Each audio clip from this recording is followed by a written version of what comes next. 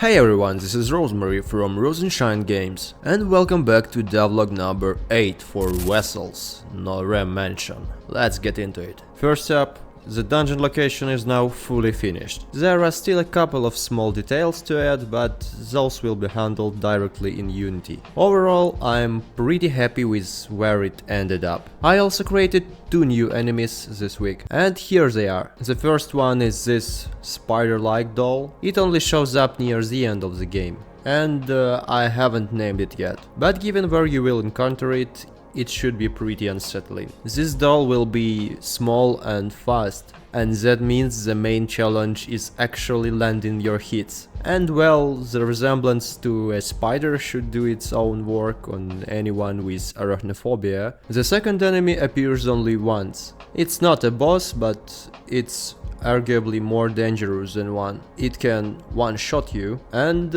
it cannot be killed. It has a very specific function during one section of the game. The design, as you might have guessed, it based on the Iron Maiden, a medieval torture device. So make of that what you will.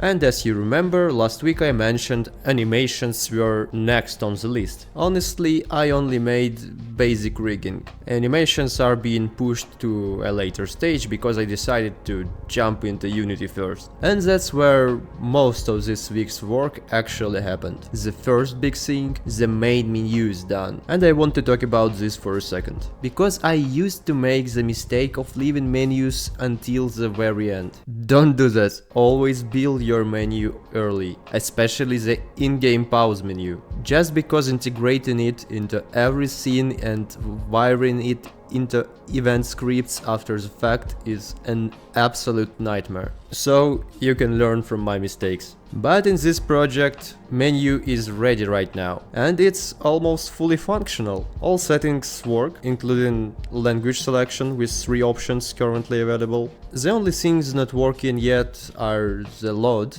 and continue buttons, just because these buttons related to save system, but the system doesn't exist yet. I also assembled the first actual scene in Unity, the front yard of the mansion. This location is very first, and it's short and simple, so now I'd call it complete.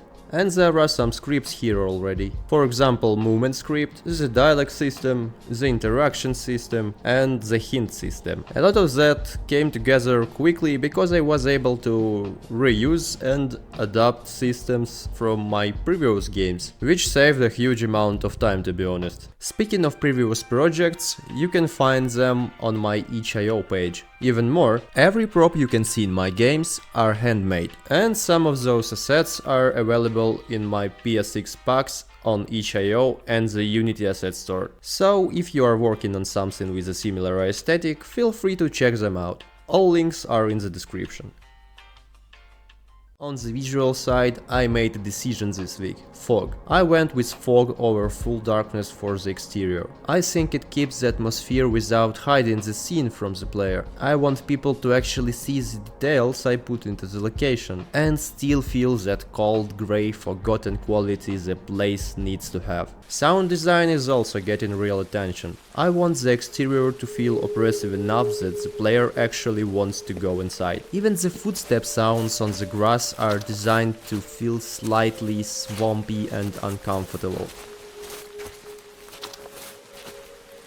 Every little thing is meant to push the player inside the mansion. And that's everything for this week. And I think it's been a really solid one. And next week should be just as productive. I might create some animations, and I'll be starting work on the mansion scene, the first major location in the game. And of course, thanks so much for watching. You generally keep me motivated so hard. Love you guys. And of course, see you next week. Now I'm going back to work.